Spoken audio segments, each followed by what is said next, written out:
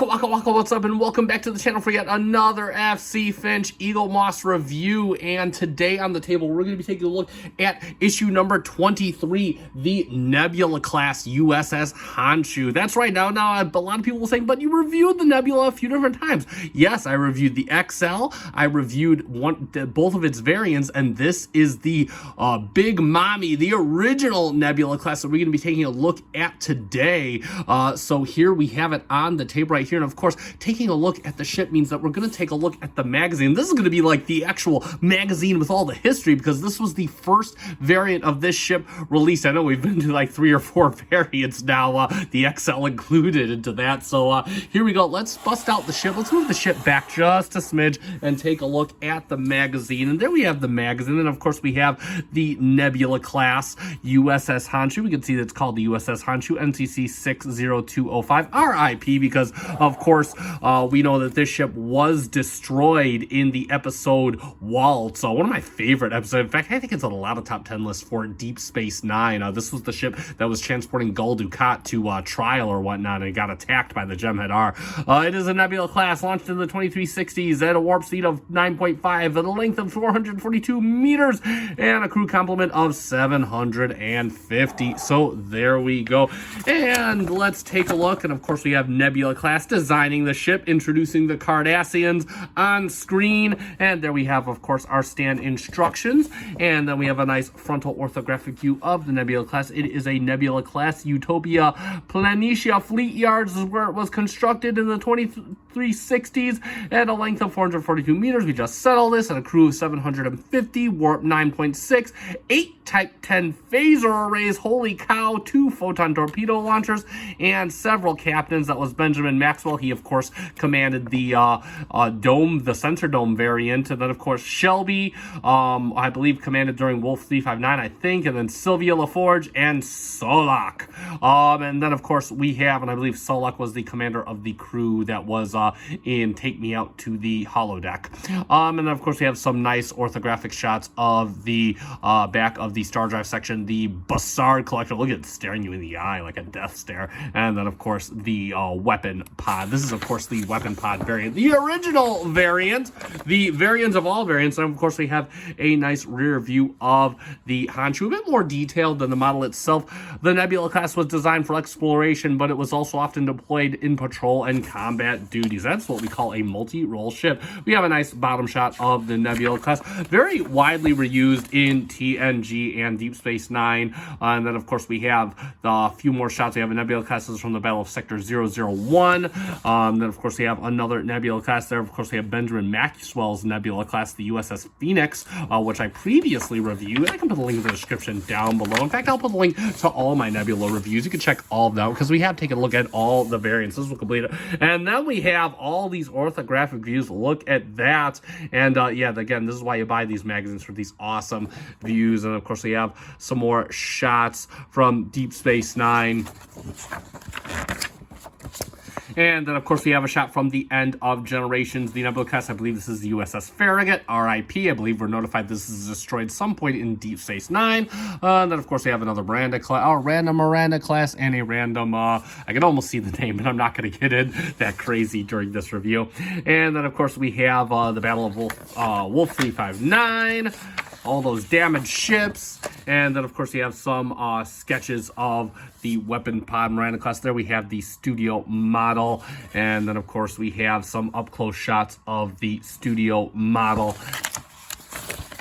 I'm skipping ahead. And then, of course, we have a nice shot of the Nebula class, talking about rebuilding it in CGI. And then, of course, we have some shots of the Cardassians over there, and that is about it. Another shot from previously, I believe this was the Wounded, and there we have a nice upper orthographic view of the Nebula class.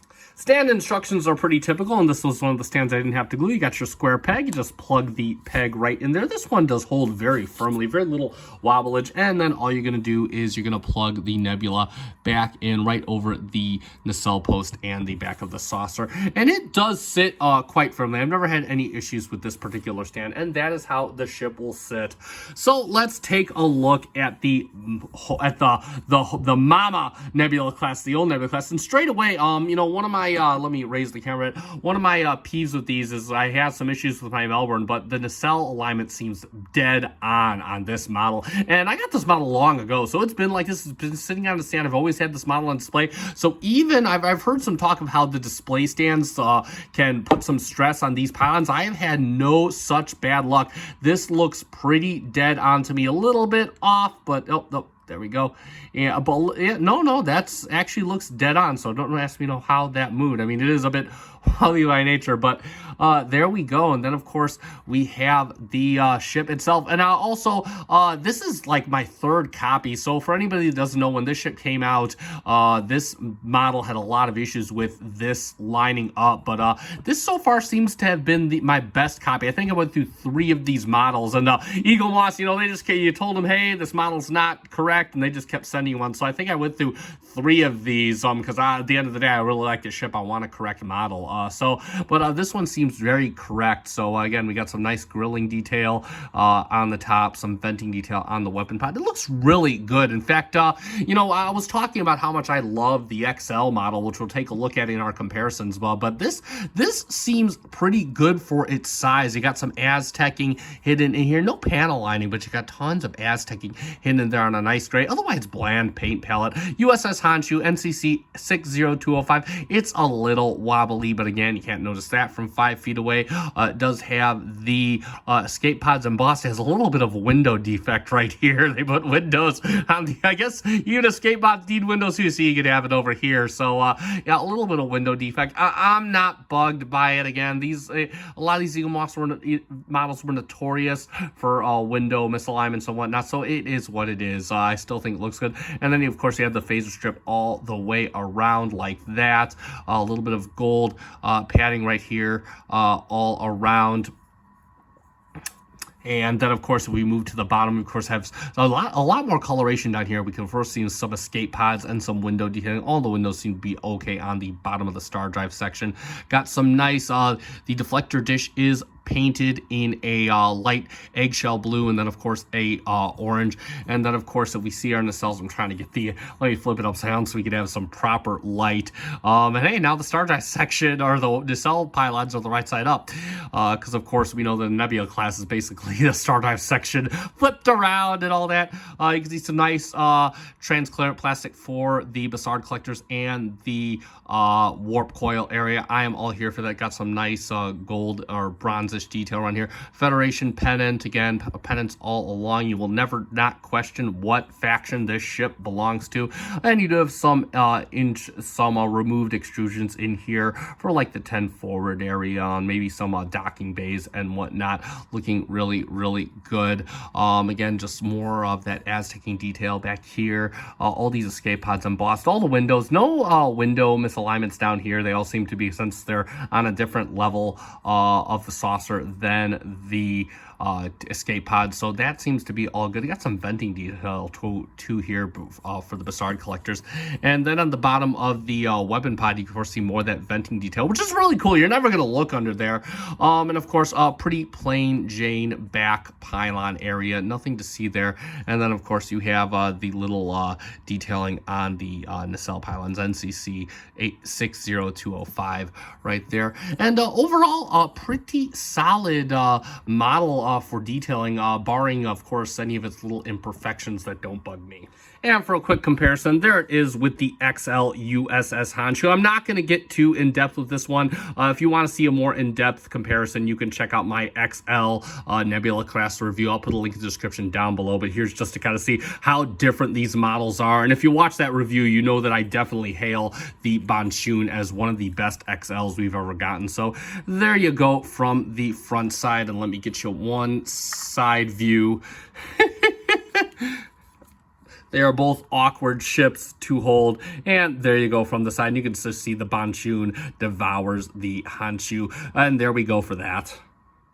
And lastly, there she is with her sisters, the Melbourne and the Phoenix, and you can just see how that looks. And what a great set right here, especially for the mainline collection. Very different details between all three of them, but nevertheless, you can see Eaglemoss getting a lot more talented as they went along, and this is just a great little set right here. So even if you can't get the XL Honshu, these three are a more than valid set for this ship, and what a tribute to this ship they are.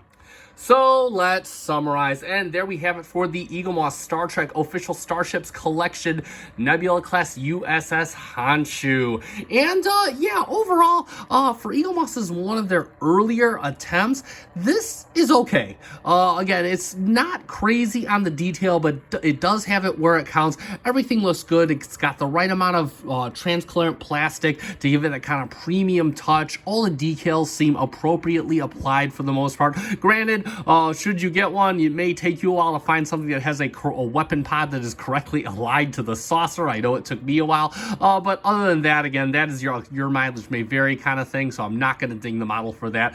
And definitely, I do highly recommend this, especially if you can't grab the XL, and if you're just hunting down Federation ships, or especially Nebula class ships, since this ship has its own cult following, similar to other Federation class starships. So definitely, and of course, if you want one of your own, you could check out masterreplicas.com. I'll put a link in the description down below, so you can check out their website. If I find it, I will link you directly to the ship. You shouldn't have to overpay for this one. It should be relatively available. It is fairly common.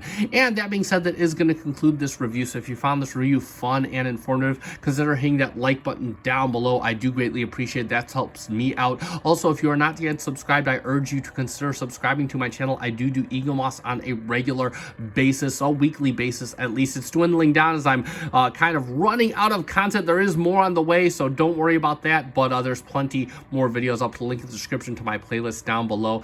And that being said, I have been FC Finch. Thank you so much for watching. Live long and prosper.